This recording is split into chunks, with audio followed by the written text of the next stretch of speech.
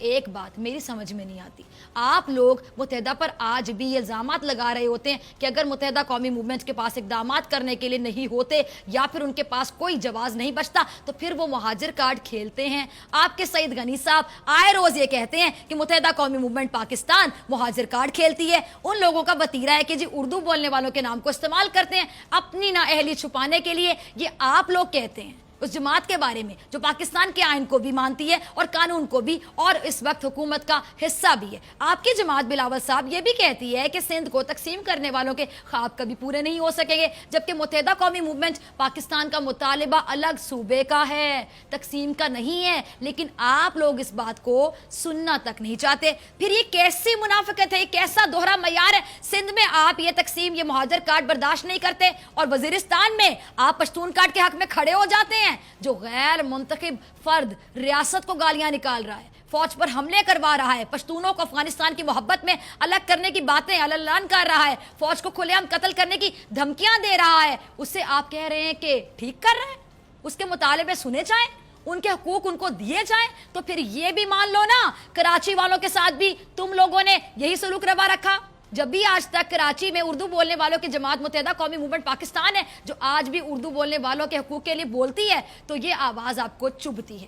سندھ میں آپ لسانیت کے قائل نہیں ہو اور کراچی میں آپ لسانیت کے قائل نہیں ہو، لیکن یہی چیز جب وزیرستان میں ہوتی ہے تو آپ اس کو مکمل سپورٹ کرتے ہیں۔ یہ ہے آپ کا دوہرا معیار، یہ ہے آپ کی حقیقت، یہ ہے آپ کی نیت اور یہ ہے آپ کی جمہوریت۔ قوم کو بے وقوف بنانا بس کریں۔ آپ اچھی طرح جانتے ہیں کہ محسن داوڑ اور علی وزیر جیسے احسان فراموش کس کی زبان بول رہے ہیں۔ کراچی میں کوئی مہاجر کی بات کرے تو حرام ہے، بند کرو اسے، غلط بات کرتا ہے، تقسیم کی بات کرتا ہے، اور وزیرستان میں کوئی پشتون کے نام پر فوج کو گالیاں دے، ریاست کو گالیاں دے، آئین کو مسترد کر دے، فوج پر حملہ کر دے اور پھر گرفتار کیا جائے تو بلاول صاحب قومی اسمبلی میں بھی ان کی حمایت میں چیخ رہے ہوتے ہیں، پریس کانفرنس میں بھی ان کی بات کر رہے ہوتے ہیں اور بڑا دکھ کھائے چلا جا رہا تھا بلاول صاحب۔ بس اصل میں واقعہ یہ تھا کہ 17 جنوری 2018 پہ یہ واقعہ ہوا تھا جس میں میرے والد صاحب، میرے دادا اور میرے چاچو کا مرڈر ہوا تھا، جو کہ پیپلز پارٹی کے دو ہیں ایم پی ایز انہوں نے کروایا ہے، جو کہ سردار خان چانڈیو اور برہان خان چانڈیو ہیں۔ تو وہی سوال میں بھی بلاول بھٹو صاحب سے کرنا چاہتی ہوں کہ سر آپ تو ڈیموکریسی کی بات کرتے ہیں، آپ جمہوریت کی بات کرتے ہیں اور یہاں پہ سندھ میں ہمیں سرداری نظام نے گھسیٹا ہوا ہے، کیوں؟ رہی بات تو یہ جو مرڈر ہوئے ان کی وجہ یہ تھی کہ سرداری نظام جو سندھ میں چل رہا ہے، فیوڈل سسٹم، میرے والد صاحب نے ایک کمیٹی بنائی تھی تمندار کاؤنسل کے نام سے جو کہ سرداری نظام کے خلاف تھی۔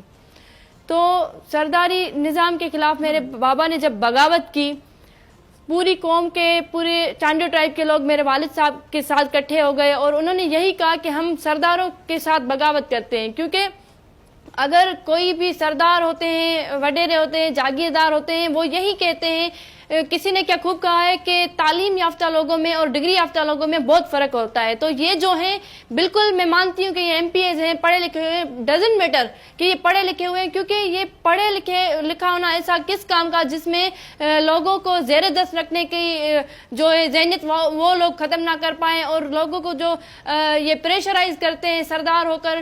تو میرے والد صاحب کی وہی سوچ تھی کہ ہم سرداری نظام کے خلاف اسی لیے کھڑے ہیں کہ ہمیں اسلام بھی رائٹس دیتا ہے اور قانون بھی رائٹس دیتا ہے کہ ہم اپنی مرضی کے مطابق زندگی جئیں۔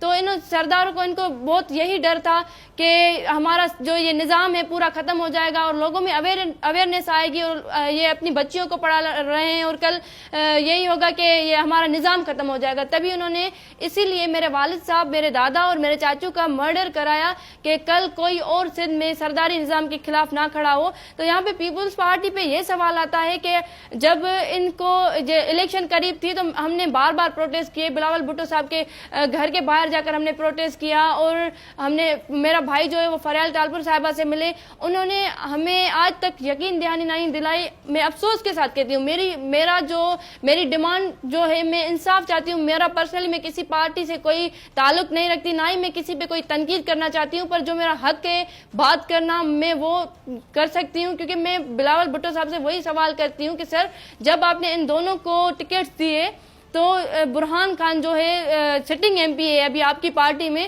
اس کی تبھی بیل کینسل تھی. اور ہم میرے وطن عزیز میں ہمیں ہم کیا میسج دے رہے ہیں لوگوں کو. میں نے سنا تھا کہ مودی نے جو ہے قاتلوں کو اور مودی نے دہشت گردوں کو ٹکٹس دیے ہیں, تو میرے پاکستان میں یہ کیا ہو رہا ہے؟ ہم دوسرے ملکوں کو کیا میسج دے رہے ہیں کہ ان پہ جب ATA کے سیکشنز لگے ہیں تو آپ نے ان کو کس حساب سے ٹکٹس دیے, اور ایسے لوگوں کو کس حساب سے آپ ہمارے ہاں حکمران بنا رہے ہیں جو کہ. مجھے یہ بتائیے گا کہ پیپلز پارٹی کے کسی رہنما نے آپ سے رابطہ کیا, کیونکہ اب آپ کا کیس سامنے آ چکا ہے, میڈیا پہ بھی آ چکا ہے, کسی نے آپ سے رابطہ کیا, آپ کو یقین دہانی کرائی کہ آپ کا جو مسئلہ ہے اس کو ہائی لائٹ کیا جائے گا, یا آپ کی باتوں پر کان دھرے کسی نے؟ وہی میں افسوس کے ساتھ کہہ رہی ہوں کہ میں نے آج تک اتنی دعائیاں دی, میں بار بار اپیلیں کرتی آئی, میں نے ویڈیو کلپس چھوڑے, میں نے اپلیکیشنز لکھے, آج تک مجھ سے کسی نے بھی کوئی کانٹیکٹ نہیں کیا, نہ ہی مجھے یقین دہانی دلائی, نہ ہی مجھے کوئی تسلی دی کہ بچے آپ اکیلے لڑ رہی ہیں انصاف کے لیے, ہم آپ کے ساتھ کھڑے ہیں. مجھے کسی نے نہیں کیا, اور نہ ہی کسی نے کوئی کانٹیکٹ کیا. اور مجبوراً ہم بھی پیپلز پارٹی سے بلانگ کرتے تھے, میرے والد صاحب, میرے دادا, میرے سوری میں آپ کی بات کر رہی ہوں, اکیلی آپ نہیں ہو, بول نیوز آپ کے ساتھ ہے, بول نیوز آپ کے ساتھ ہے, آپ اکیلی نہیں ہو. آج کے بعد بیٹا آپ نے اکیلے کا ورڈ نہیں یوز کرنا, ہم مل کے لڑیں گے. اچھا مجھے بتائیں کہ یہ جو یہ آپ کی میڈیا کوریج ہے, جسی کے مجھے وہی لگتا ہے کہ جو میڈیا کوریج ملی ہے مجھے, اس حساب سے آج میں زندہ ہوں, ورنہ اگر میرا ایشو ہائی لائٹ نہ ہوتا تو یہ سندھ کے وڈیرے جو ہے سردار, وہ تو مجھے مار دیتے کب کا, کیونکہ گورنمنٹ ان کی ہے, گورنمنٹ کی فلی سپورٹ ہے, انہیں پیپلز پارٹی کی ہمت کی وجہ سے بھی زندہ ہو, اور اپنی بہادری کی وجہ سے بھی زندہ ہو, اور ثابت قدمی کی وجہ سے بھی زندہ ہو. اور میں وہی. اچھا عمر مجھے یہ بتائیں کہ جب آپ جی کمپلیٹ کریں. میں پیپلز پارٹی سے میری وہی شکایت ہے کہ میرے جو دادا تھے وہ UC چیئرمین تھے, اور میرے جو چاچو تھے وہ یونین کاؤنسل کے ممبر تھے. تو میں وہی سوال کرتی ہوں کہ بلاول صاحب نے اپنے گھر میں, ایک پارٹی جو ہوتی ہے نا ایک گھر ہوتی ہے, تو بلاول صاحب نے اپنے گھر میں انصاف نہیں کیا, تو دوسرے لوگوں کے ساتھ وہ کیا انصاف کریں گے؟ ہم بھی پیپلز پارٹی سے بلانگ کرتے تھے, اور گھر میں جب آپ انصاف نہیں کر سکتے باقیوں کے ساتھ کیا انصاف کریں گے؟ ہم بھی پیپلز پارٹی سے بلانگ کرتے تھے. ڈنر کے حوالے سے بات کی تھی, قسمت نے مزید دھوکہ دیا اور زبان پھسل گئی. احتجاج سے پہلے اعتزاز منہ سے نکل گیا, اور آپ کو یاد ہے نا کہ اعتزاز احسن صاحب آخر کون ہیں؟ پوری قوم جانتی ہے, لیکن شاید آج کل وہ پیپلز پارٹی کے کسی رہنما کے ساتھ نظر نہیں آ رہے. آج اعتزاز احسن پیپلز پارٹی کے حق میں کوئی بیان دیتے ہوئے نظر نہیں آ رہے. آج اعتزاز احسن آصف علی زرداری صاحب یا ان کے پیارے بیٹے بلاول کے ساتھ کھڑے نظر نہیں آ رہے. کیوں؟ کبھی آپ نے سوچا؟ اعتزاز احسن وہی ہے نا جن کو پیپلز پارٹی نے صدارتی امیدوار بنایا تھا, اور آج اعتزاز احسن صاحب کا دور دور تک نام و نشان بھی نہیں, بلکہ مجھے یاد ہے بلاول نے کہا پہلی آپشن بھی وہی, سیکنڈ بھی, اور تھرڈ آپشن بھی وہی. اب اس کی کیا وجہ کہ اب وہ دور دور تک نظر نہیں آتے؟ تیسری بات بلاول صاحب نے کہی کہ انشاءاللہ یہ موقع ہم کو ملے گا کہ ہم 10 سال بعد ایک بڑا احتجاج کریں. تو مائی ڈیئر بلاول صاحب, آپ کو 10 سال موقع اس لیے نہیں ملا کہ آپ نے میثاق جمہوریت کے نام پر مکمکا کیا ہوا تھا. 10 سالوں کا تو معاہدہ یہی تھا کہ باری باری سب کی باری, اور نون لیگ نے نہ آپ کے خلاف کوئی مقدمہ کھولنے کی کوشش کی, نہ ہی آپ نے نون لیگ کے مقدمات پر کوئی کام کیا. آپ لوگوں نے سوچا تک نہیں. ہاں, جب دونوں سیاسی جماعتوں میں بات بگڑنے لگتی تو وہ ایک دوسرے کو مقدمات کی کیا دینے لگتے, دھمکیاں دینے لگتے کہ اگر تم ہماری چوری کی بات کرو گے تو ہم تمہاری چوری کی بات شروع کر دیں گے, اگر تم ہمارا مقدمہ کھولو گے تو ہم تمہارے مقدمات کھولنے کا مطالبہ بھی کریں گے. اس لیے 10 سال تک بڑا احتجاج نہیں ہو سکا. ہوتا بھی کیسے, ناممکن تھا نا. 10 سال بعد مقدمات کھلے, آگے بڑھ رہے ہیں, اور ابا جی جیل میں نظر آ رہے ہیں, تو احتجاج تو بنتا ہے. بلاول تو ذہنی طور پر تیار ہو چکے ہیں کہ ابا جی جیل جائیں گے. ابا جیل کیوں جائیں گے؟ کیونکہ ابا نے کہا تھا کہ اگر میں نے جعلی اکاؤنٹس میں پیسہ منتقل کیا بھی ہے تو قصور میرا تھوڑی ہے, قصور تو اس کا ہے جس کو پتہ ہی نہیں تھا کہ میں نے اس کے اکاؤنٹ میں پیسے بھی ٹرانسفر کر دیے. سنیں ذرا ان لوگوں کی باتیں. اور اس لیے بلاول نے خود اپنے ابا جی کا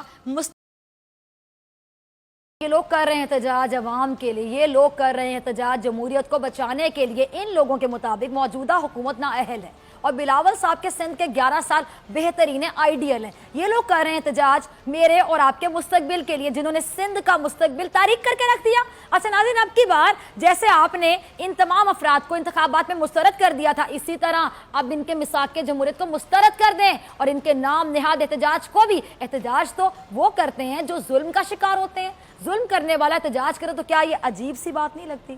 بلاول صاحب کو احتجاج نہیں جہاد کرنا چاہیے تھا۔ 10 سال سے حکومت کر رہے ہیں نا سندھ میں، جہاد کرتے غربت کے خلاف، جہاد کرتے بیماریوں کے خلاف، بھوک کے خلاف، جرم کے خلاف، لا قانونیت کے خلاف، کرپشن کے خلاف۔ نواز شریف کو اقتدار ملا تھا 3 بار، جہاد کرتے کرپشن کے خلاف، لسانیت کے خلاف، فرقہ واریت کے خلاف، بیرونی سازشوں کے خلاف، ملک میں غربت کے خلاف، کرپشن کے خلاف، جنوبی پنجاب کے مسائل کے خلاف، فاٹا کے مسائل کے خلاف، وزیرستان میں موجود احساس محرومیوں کے خلاف، بلوچستان کے دشمنوں کے خلاف۔ یہ تمام افراد احتجاج نہیں جہاد کرنے کی پوزیشن میں تھے۔ اللہ نے ان کو بار بار موقع دیا لیکن انہوں نے طاقت رکھتے ہوئے بھی جہاد نہ کیا۔ تو اب کیا احتجاج کریں گے یہ لوگ؟ احتجاج کرتے ہیں مظلوم، احتجاج کرتے ہیں وہ لوگ جو ظلم کا شکار ہوتے ہیں۔ کبھی ظالم کو، حاکم کو احتجاج کرتے دیکھا؟ یہ تو اب بھی سندھ کے حاکم ہیں، یہ کس کے خلاف احتجاج کریں گے؟ مریم نواز کے والد چچا تو 30 سال تک حکومت کا حصہ رہے، یہ کس کے خلاف احتجاج کریں گے؟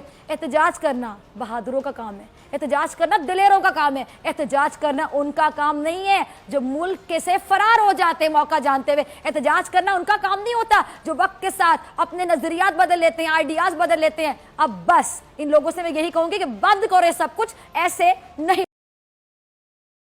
تک ہم سانحات سے سیکھیں گے نہیں۔ جیسا کہ میں نے پہلے بھی کہا، ہم کبھی تبدیل نہیں ہو سکتے۔ سب سے پہلے تو ہمیں اپنے اندر تبدیلی لے کر آنی ہے۔ ہم تبدیلی کا انتظار کیوں کر رہے ہیں؟ تبدیلی کا انتظار کرنے سے کبھی کیا تبدیلی آئی ہے؟ میں آپ سے پوچھتی ہوں، میرا جواب یہ کہ نہیں آئی، کبھی نہیں آئی۔ تبدیلی لانے کے لیے سب سے پہلے خود کو تبدیل کرنا پڑے گا، اور خود کو تبدیل کرنے کا سب سے بہتر ذریعہ شاید میرے خیال میں یہی ہے کہ اب جب وہ لوگ جن کو آپ پچھلے کئی سالوں سے یہی نعرے لگاتے دیکھ رہے ہیں کہ دیکھو دیکھو کون آیا، کیا کہنے جا رہی ہوں میں؟ یقیناً شیر آیا، شیر آیا۔ ملک کب ہوگا ترقی کی راہ پر گامزن؟ جب نواز شریف بنے گا وزیر اعظم پاکستان۔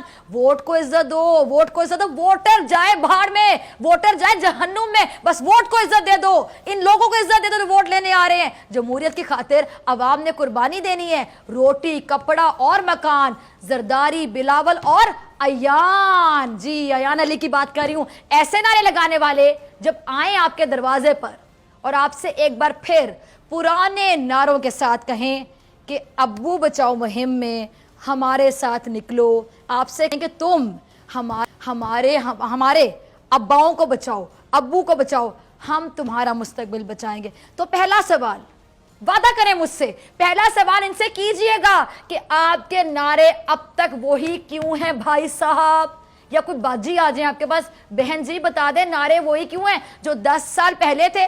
یہ سوال بہت ضروری ہے، میں آپ کو بتا دوں کیوں ضروری ہے، آپ سوچ رہے ہوں گے، میں بتاتی ہوں۔ ایک جماعت جو سیاست میں آ کر چند مسائل کو اپنے منشور میں شامل کر کے اپنی سیاست کا آغاز کرتی ہے، عوام کی توجہ کرتی ہے، ووٹ حاصل کرتی ہے۔ جب ووٹ حاصل کیا تو کیا کیا؟ اقتدار حاصل کیا، اقتدار میں آ گئی، 5 سال مکمل کیے اور چلی گئی۔ اس کا کیا فرض ہے کہ جن نعروں کی بنیاد پر اس جماعت نے آپ سے ووٹ لیا تھا، آپ کو ایموشنلی بلیک میل کر کے، سبز باغ دکھا کے، ان 5 سالوں میں ان مسائل کے خاتمے کے لیے مؤثر اقدامات کرے، کم از کم 10 میں سے 5 نعروں کو تو تبدیل کرے۔